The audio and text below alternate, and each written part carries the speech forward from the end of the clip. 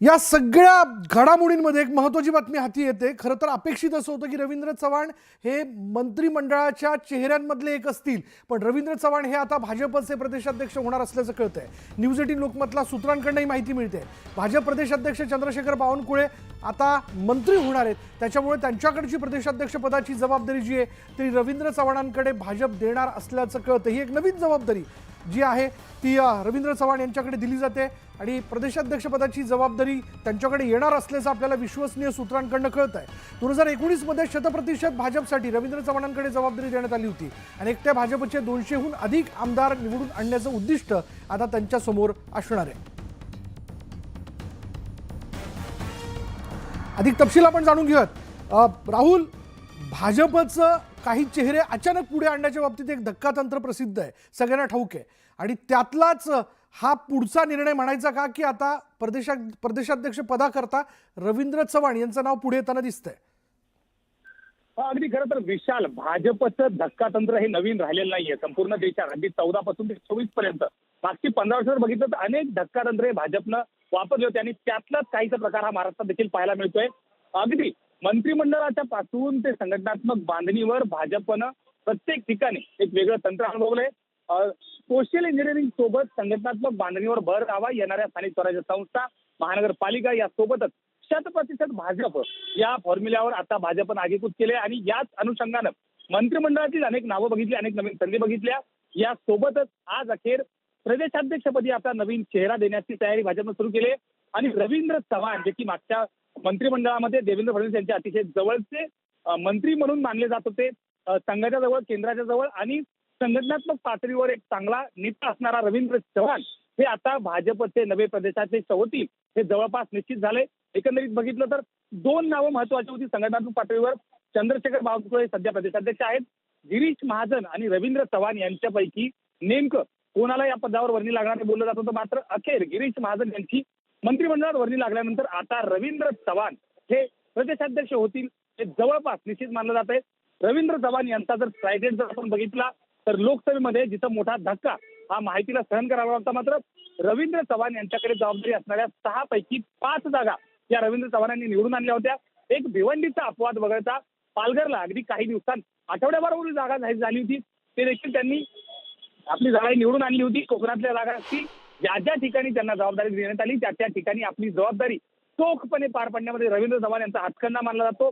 इतकंच नाही तर 2.5 वर्षांपूर्वी जे मोठं सत्तांतर झालं त्याच्या पडद्यामागचा सगळ्यात मोठा हिरो असं रवींद्र चव्हाण यांना बोललं तरी अडचण ठरणार नाही, वावगं ठरणार नाही, कारण प्रत्येक गोष्टीमध्ये अगदी बारीक सारीक गोष्टींचं पेपरवर्क असेल, या सगळ्या गोष्टी या रवींद्र चव्हाण यांनी केल्या होत्या आणि म्हणूनच त्यांची असणारी संघटनात्मक बांधणीची ताकद, त्यांचा असणारा अभ्यास, त्यांचा असणारा सगळ्या मित्रपक्षांमध्ये मैत्रीपूर्ण संबंध, यासोबतच गल्लीपासून ते अगदी दिल्लीपर्यंत प्रत्येक नेत्याशी जुळवून घेणं आणि संघटनात्मक बांधणीवर स्वतःची संघटना, स्वतःचा पक्ष वाढीस लावणं, यामध्ये हातखंडा असणारे रवींद्र चव्हाण हे मात्र प्रदेशाध्यक्ष होतील असंच कळतंय। सगळ्यात महत्वाचं म्हणजे रवींद्र चव्हाण यांनी अगदी आतापर्यंत त्यांचा इतिहास पाहिला तर पक्षाला नुकसान होईल अशी एकही गोष्ट त्यांच्या अवघ्या कारकिर्दीत झाली नाही। ज्या पद्धतीनं भाजपचा नियम आहे त्या पद्धतीने काम करायला आणि यातच कुठेतरी एक मोठी जबाबदारी संघटनात्मक पातळीवर रवींद्र चव्हाण यांना मिळते असंच म्हणावं लागेल। विशाल, पण या विषयाला घेऊन रवींद्र चव्हाण यांच्याकडनं काही प्रतिक्रिया येताना दिसते का? म्हणजे तसं बघायला गेलं तर आतापर्यंत उपनगरातलं नेतृत्व म्हणून त्यांना ओळखलं गेलं, मंत्रिपद देखील त्यांच्या पदरात पडलं आणि यंदाही ते मिळेल असं त्यांना अपेक्षित असावं, पण अर्थात याचा त्यांनी आनंद मानावा की नेमकं काय? विशाल, एक लक्षात घेतलं पाहिजे की भाजपमध्ये जबाबदारी दिली जाते ते स्वीकारायची हा एक नियम जो आहे तो अगदी स्वतः उपमुख्यमंत्री पद स्वीकारून देवेंद्र फडणवीस यांनीच इथल्या प्रत्येकाला हा पायंडा जो आहे तो पाडून दिलेला आहे आणि त्यामुळं इतरांनी त्यावर नाराज व्हायचे, आनंद व्यक्त करायचा हा त्याचा वैयक्तिक प्रश्न असणारे, मात्र भाजपचं एकंदरीत धक्कातंत्र ज्यानं नाराज झाला त्याला कधीही त्याचा फायदा झाला नाही असाच इतिहास सांगतो। अशी अनेक नावं घेता येतील आणि त्यामध्ये रवींद्र चव्हाण ही जितकं हार्डकोर बीजेपीयन आहेत त्यांना हे चांगलं माहिती आहे की जर जबाबदारी दिली तर ती आपली जबाबदारी निभवायची आणि त्यामुळं त्यांच्यावर ऑफिशियल ज्या दिवशी जबाबदारी टाकण्यात येईल त्या दिवशी ते कामाला लागतील, त्याच दिवसापासून कामाला लागतील हा विश्वास देखील भाजपच्या पक्षश्रेष्ठींकडून व्यक्त केला जातोय। सगळ्यात महत्त्वाचं आपण त्यांना ज्यावेळेस म्हणतो की उपनगरीय नेतृत्व त्यांच्याकडे होतं, मात्र याही पलीकडे जात पडद्यामागं घडणाऱ्या अनेक गोष्टी संघटनात्मक बांधणीवर असतील किंवा कुठल्याही निवडणुका कुठल्याही गोष्टी विधान परिषद निवडणुकीपासून ते अगदी 2.5 वर्षांपूर्वी झालेला ऐतिहासिक सत्ता बदल जो असो, यामध्ये पडद्यामागं रवींद्र चव्हाण यांचं काम खूप मोठं राहिलं होतं आणि त्यामुळं त्याचाच कुठंतरी त्यांच्यावर ही जबाबदारी जी आहे, अर्थातच या चर्चा होत राहतील ते नाराज आहेत का, त्यांच्यावर बळजबरी जबाबदारी टाकली का, या चर्चा होत राहतील, मात्र अधिकृतरित्या त्यांचं जोपर्यंत नाव जाहीर होत नाहीये तोपर्यंत रवींद्र चव्हाण यावर काही भाष्य करतील याची शक्यता खूपच कमी आहे. विशाल, पण तू जसं म्हणालास राहुल की गेल्या काही कालावधीमध्ये जी जी जबाबदारी रवींद्र चव्हाण यांना देण्यात आली ती त्यांनी 100% पार पाडण्याचा प्रयत्न केला. तर येणाऱ्याही 2029च्या दृष्टीने भाजपच्या जागा 200पेक्षा अधिक याव्यात किंवा 200च्या आसपास त्यांनी जावं, हाही एक मुद्दा, हे देखील एक टार्गेट. आणि शिवाय राज्यभरात ज्या 26 स्थानिक स्वराज्य संस्थांच्या निवडणुका घोषित केल्या जाणार आहेत लवकरच, त्याही दृष्टीने भाजपने आता एक नवीन नेतृत्व यांच्या निमित्ताने पुढे आणण्याची तयारी दाखवली आहे का? विशाल, हा खूप महत्त्वाचा मुद्दा आहे. खरं तर स्थानिक स्वराज्य संस्था या फेब्रुवारी किंवा मार्च महिन्यात पार पडतील हे वारंवार बोललं जात आहे. कायदेशीर अडचणीतून बाहेर पडत या निवडणुका जर पार पाडायच्या असतील तर एक मराठा चेहरा म्हणून रवींद्र चव्हाण यांचं नाव पुढे आणलं जाऊ शकतं. यासोबतच फक्त भाजपच नाही तर रवींद्र चव्हाण यांचे मित्रपक्षात असणारे चांगले संबंध, कारण ही सगळी गणितं जुळवताना अर्थातच 100% भाजप हा फॉर्म्युला पुढे नेत असताना येत्या काळात येणाऱ्या 30 महानगरपालिका निवडणुका, स्थानिक स्वराज्य संस्था या सगळ्या गोष्टी खूप निर्णायक ठरतात. अर्थात महायुती म्हणून त्या एकत्र लढायच्या असतील तरी देखील अजात शत्रू असणारा एक राजकीय नेता, एक राजकीय चेहरा लागेल, म्हणून त्यांचं नाव तितकंच महत्त्वाचं मानलं जाते. दुसऱ्या बाजूला ज्या पद्धतीने आपण बघतोय की 100% भाजप 200 पार जर 29ला करायचं असेल, यापूर्वीच केंद्रीय गृहमंत्री अमित शहा यांनी वारंवार उल्लेख केलाय की सध्या भाजप महायुतीचं सरकार 2024ला अस्तित्वात येईल, तसं ते आलं, मात्र 2029ला मात्र फक्त भाजप सरकारमध्ये असेल, भाजपच्याच जीवावर महाराष्ट्रात सरकार असेल हा विश्वास त्यांनी व्यक्त केला होता. त्या दृष्टीनं, त्या अनुषंगानं पक्षाची बांधणी, संघटनात्मक बांधणी, आपल्याला माहिती आहे की भाजप हा असा पक्ष आहे की जो सत्तेत असला आणि सत्तेत नसला तरी त्यांचं पक्ष संघटनेचं काम हे कायम सुरू राहतं. इतर पक्षांची तुलना करायचं झालं तर सत्तेत आल्यानंतर पक्ष संघटनेकडे वारंवार दुर्लक्ष झाल्याचं वारंवार पाहायला मिळाले. अनेक जाणकारांचं म्हणणं आहे की जो मग त्यामध्ये काँग्रेससारखा पक्ष असेल जो सत्तेत आल्यानंतर पक्ष संघटनेपासून थोडंसं दूर अंतर पाळत असतो, मात्र भाजप ज्या दिवशी निवडणुकांचे निकाल लागले त्या दुसऱ्या दिवशीपासून भाजप ही येत्या स्थानिक स्वराज्य संस्थांच्या निवडणुकांच्या मागे लागली होती. आणि त्या अनुषंगानं जर चंद्रशेखर बावनकुळे मंत्रिमंडळात आले असतील तर तात्काळ नवीन चेहरा देत त्यावर जबाबदारी टाकणं आणि या सगळ्या जबाबदारीसाठी रवींद्र चव्हाण यांच्या नावाची निवड ही सार्थ ठरू शकते, अशाच पद्धतीनं त्यांचं नाव समोर येतंय. धन्यवाद राहुल या सगळ्या माहितीबद्दल. आता क्षणाची महत्त्वाची बातमी आपण बघतोय. मंत्रिमंडळात कोणाकोणाची वर्णी लागते ही चर्चा सगळी होत असताना किंवा कोणाकोणाला फोन आला याबद्दलची माहिती आपल्यापर्यंत पोहोचते आणि ती आम्ही आपल्यापर्यंत पोहोचवतोय. त्यात एक महत्त्वाची बातमी समोर येते की आता भाजपचे राज्याचे प्रदेशाध्यक्ष म्हणून, नवे प्रदेशाध्यक्ष म्हणून रवींद्र चव्हाण यांचं नाव पुढे येताना दिसतंय. आता मंत्रिपदासाठी भाजपकडून आमदारांना फोन केले जात आहेत. आकाश फुंडकर यांना देखील भाजपकडून फोन आल्याचं कळतंय, तर संजय सावकारे यांनाही फोन आलाय, तर अशोक उईके यांना देखील भाजपकडून फोन आल्याचं कळतंय. जशी अटकळ बांधल्या जात होती की भाजपच्या 22 चेहऱ्यांमध्ये नवे चेहरे असतील, काही ज्येष्ठ नेत्यांना अजूनही फोन गेलेले नाहीये, ज्यामध्ये एक नाव प्रामुख्याने घ्यायला पाहिजे ते म्हणजे सुधीर मुनगंटीवार यांना अजूनही फोन गेलेला नाहीये. त्यामुळे आता याचा अर्थ नेमका काय समजायचा आणि 22चा आकडा हा पूर्ण होत आलेला आहे का, अधिक तपशील आपण जाणून घेणार आहोत. आमचे प्रतिनिधी राहुल झोरी आता क्षणाला आपल्या बरोबर आहेत. राहुल, भाजपचा कोटा याबद्दल जर बोलायचं झालं तर आतापर्यंत किती लोकांना फोन गेलेत? विशाल, सर्वात आधी जी अटकळ आपण म्हणतोय, खरं तर न्यूज 18 लोकमतनं सर्वात पहिल्यांदा सांगितलं होतं ज्या दिवशी निकाल लागले त्याच्यानंतर सर्वात आधी आपण सांगितलं होतं की तरुण मंत्रिमंडळ हे असेल, अगदी काही सन्मानजनक अपवाद वगळता अनेक नव्या आणि तरुण चेहऱ्यांना या मंत्रिमंडळात संधी देण्यात आलेली आहे. आपण बघितलं तर आकाश फुंडकर, संजय सावकारे यांची दुसरी किंवा तिसरी टर्म आहे. संजय सावकारे एक दलित चेहरा म्हणून उत्तर खानदेशातून त्यांना संधी देण्यात आलेली आहे, तर आकाश फुंडकर यांना बुलढाणा जिल्ह्यातनं संधी देण्यात आली आहे. याच ठिकाणाहून संजय कुटे नाव चर्चेत होतं, मात्र त्यांचं नाव समोर आलेलं नाहीये. मेघना बोर्डीकर असतील, संजय सावकारे, आकाश फुंडकर यासोबतच आता अशोक उईके यांचं देखील नाव समोर आलेले आहे। एकंदरीत जर बघितलं तर सर्वात आधी सर्वात प्रथम न्यूज 18 लोकमतनी सांगितलं होतं की भाजप महायुतीचं मंत्रिमंडळ अर्थात भाजपचं खास करून मंत्रिमंडळ हे सर्वात तरुण मंत्रिमंडळ असेल। यामध्ये आत्तापर्यंत जी नावं जाहीर झालेली आहेत त्यामध्ये गिरीश महाजन, चंद्रकांत पाटील आणि मंगलप्रभात लोढा ही किंवा विखे पाटील ही अगदी ज्येष्ठ मंडळी जर वगळली तर जवळपास सगळे जे लोक आहेत अगदी 50च्या आतली आहेत। आपण आकडा देखील याबद्दल सांगितलं होतं, 50 वर्षाच्या आत असणारी ही सगळी मंडळी ही मंत्रिमंडळात असेल। काही ज्येष्ठांना मंत्रिमंडळाचा डेकोरम सांभाळणं किंवा मंत्रिमंडळ बॅलन्स राहावं, काही अनुभवी लोक त्याच्यामध्ये असावीत म्हणून हे बॅलन्स जे आहे ते करण्यात आले। फक्त 4च नावं, अनेक मोठी नावं यामधून काढली, त्यामध्ये सुरेश खाडे असतील, विजयकुमार गावित असतील, याच सोबत सुधीर मुनगंटीवार ज्याचा की वारंवार उल्लेख करावा लागेल, अशा अनेक ज्येष्ठ मंडळींना बाहेरचा रस्ता दाखवण्यात आला आहे। तर अनेक तरुण मंडळींना खास करून ज्यावेळेस फोन यायला सुरुवात झाली सर्वात आधी नितेश राणे यांना फोन आला होता आणि त्यानंतर आपण सगळी नावं बघतोय, आकाश फुंडकर, मेघना बोर्डीकर, पंकजा मुंडे, याचसोबत अजून काही नावं येण्याचं अपेक्षित आहे। आकडा मला जवळपास आपण आपल्या प्रेक्षकांसाठी की 22चा आकडा आहे भाजपच्या वाटेला, हा 22चा आकडा आता पूर्ण झालाय का? म्हणजे 22 जणांना फोन केलेत का? नंबर 1 आणि नंबर 2 यामध्ये आज जर हा जो शपथविधी पार पडतोय तो सगळा कॅबिनेट मंत्रिपदाचा असेल की यामध्ये राज्यमंत्रीपद असा देखील एक मुद्दा असू शकतो?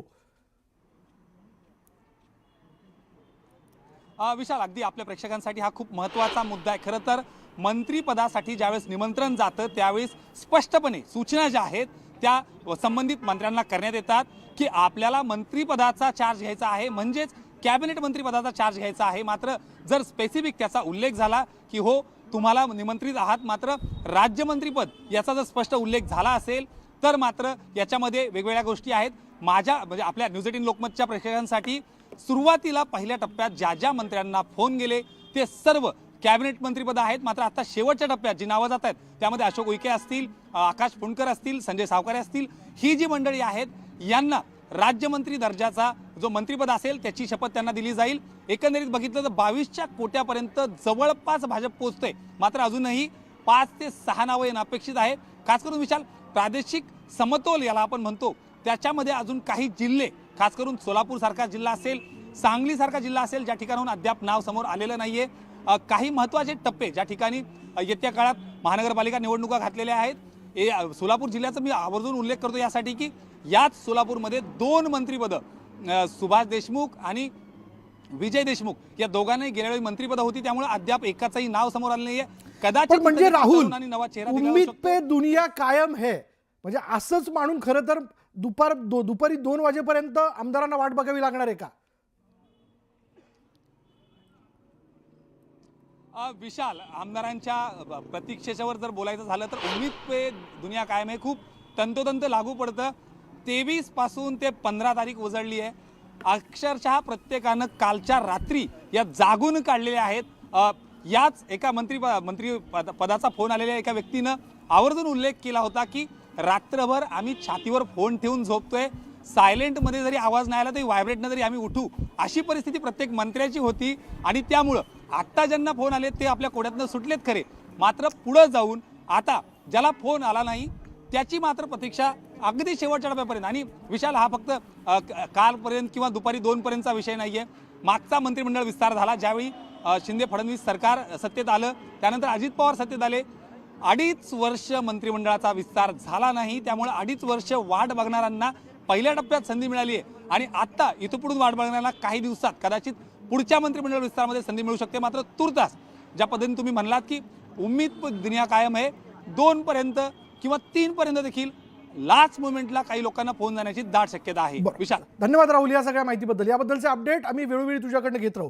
चला, शेवटच्या क्षणापर्यंत उत्कंठा कायम आहे, अजूनही काही 4 ते 5 लोकांना फोन जाऊ शकतात, पण जवळजवळ तसं आपण बघितलं तर 22चा आकडा आहे, त्या आकड्याच्या आसपास भाजप जे आहे आपल्या मंत्र्यांच्या संदर्भात म्हणजे आमदारांना फोन करण्याच्या संदर्भात ती पोहोचलेली आहे। पण आणखीन एक ब्रेकिंग न्यूज, भाजपकडून शपथविधीसाठी फोन करणं सुरू असल्याचं आपण बघतोय आणि आता भाजप आमदारांना फोन जायला सुरुवात झालेली, त्यामध्ये आपण पाहतोय की नेहमीप्रमाणे भाजपच्या पद्धतीप्रमाणे काही नवीन चेहऱ्यांना संधी देण्यात येते। नितेश राणेंना बावनकुळेंनी फोन केल्याचं कळतंय। भाजपकडून आता शपथविधीसाठी काही फोन येत असताना यामध्ये आकाश फुंडकर असतील, अशोक उईके असतील, त्याचबरोबर संजय सावकारे असतील। म्हणजे संजय सावकारे आपल्याला सगळ्यांना माहिती आहे की भुसावळ विधानसभा मतदारसंघातनं ते निवडून आलेले आहेत। आणि पंकज भोयर असेल, हे देखील एक नवीन नाव समोर येताना दिसतंय. यंदा शिवेंद्रराजे भोसले म्हणजे गादीचे एक वारस किंवा वंशज म्हणून शिवेंद्रराजे भोसले यांना पश्चिम महाराष्ट्रातलं एक नेतृत्व म्हणून ओळखलं जातं. साताऱ्यातले महाराजांनंतरचे एक महाराज म्हणजे 2 महाराज जे आहेत त्यापैकी एक महाराज, त्यांना देखील फोन आलेला आहे. नितेश राणे ज्यांनी खरं तर गेल्या काही कालावधीमध्ये भाजपमध्ये राहून हिंदुत्वाचा चेहरा म्हणून किंवा त्याबद्दलची वारंवार व्यासपीठावरती वक्तव्य करून आपण त्या विषयाला घेऊन कसे लढतो किंवा पुढे जातो हे त्यांनी दाखवलं. आपण पाहतो की एक तरुण चेहरा म्हणून देखील त्यांना यंदा संधी मिळालेली असावी असं देखील एक म्हणता येईल. गणेश नाईक नवी मुंबईचं नेतृत्व, एक नियोजित शहर म्हणून नवी मुंबईला ओळखलं जातं आणि ऐरोली विधानसभा मतदारसंघातून निवडून आलेले आमदार, त्यांना देखील फोन गेलेला आहे. तर जयकुमार रावल ज्यांना गेल्या मंत्रिमंडळात 2.5 वर्षाच्या मंत्रिमंडळात संधी मिळालेली नव्हती, खानदेशातलं एक नेतृत्व, खानदेशातला एक नेता म्हणून देखील जयकुमार रावल म्हणजे दोंडाईच्या विधानसभा मतदारसंघातले आमदार, त्यांना देखील फोन गेला. तर 3 महिला आमदार जे आहेत त्यांना फोन गेल्याचं कळतं. यामध्ये पंकजा मुंडेंना फोन जाणार हे जवळपास निश्चित होतं. मेघना बोर्डीकर आणि शिवाय माधुरी मिसाळ यांना देखील मंत्रिपदाकरता फोन गेलेला आहे. आकाश फुंडकर म्हणजे आपण जर पाहिलं तर भाजपचे जुने जाणते नेते गोपीनाथराव मुंडे यांच्याबरोबर असणारे स्वर्गीय पांडुरंग फुंडकर आजही आपल्याला सगळ्यांना आठवतात, ज्यांनी विधान परिषदेचे उपसभापतीपद त्यांनी भूषवलेलं होतं आणि एक भाजपच्या प्रसारात ज्यांनी एक फार मोठं काम केलेलं होतं. त्यांचे सुपुत्र आकाश फुंडकर जे दुसऱ्या वेळेस दुसरी टर्म निवडून आलेले आहेत विदर्भातनं आणि त्यांना देखील संधी मिळते.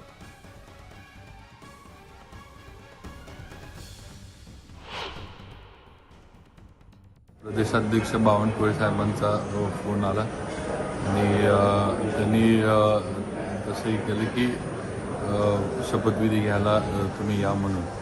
आणि पहिलं तर पंतप्रधान मोदीजी तसेच अमित शाह आणि आमचे नेते मान्य देवेंद्रजी यांच्या नेतृत्वाखाली काम आणि या राज्यामध्ये निवडणुका आम्ही लढवल्या, त्यांचं मनापासून आभार मानतो. पक्षाचे सर्व कार्यकर्ते पदाधिकारी जे माझ्याबरोबर राहिले सगळ्यांचा आभार मानतो.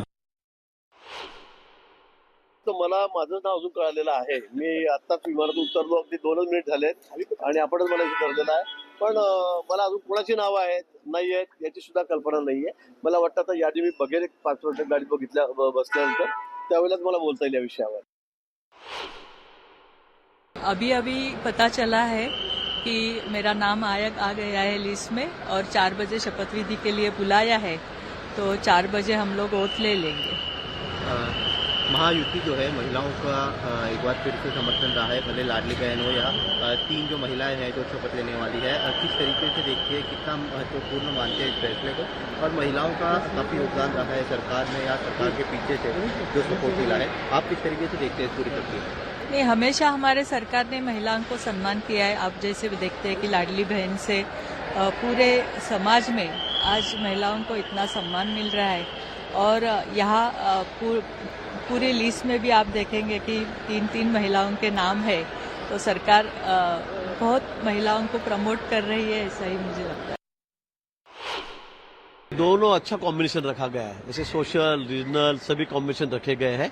और यंगस्टर भी आगे आने चाहिए, अगली पीढ़ी भी हमारी आगे आनी चाहिए. जिनको 2 टर्म हुए 3 टर्म हुए ऐसे भी लोग हैं, उनको भी आगे आना चाहिए, क्योंकि हमें आगे भी पार्टी को और ले जाना है. तो इसीलिए मुझे लगता है ये बराबर जो कॉम्बिनेशन रखा गया है वो बहुत अच्छा रखा गया है. इसलिए थोड़ी देरी हुई, लेकिन मुझे ऐसे लगता है कि तीनों पार्टियों ने नए लोगों को भी मौका दिया है.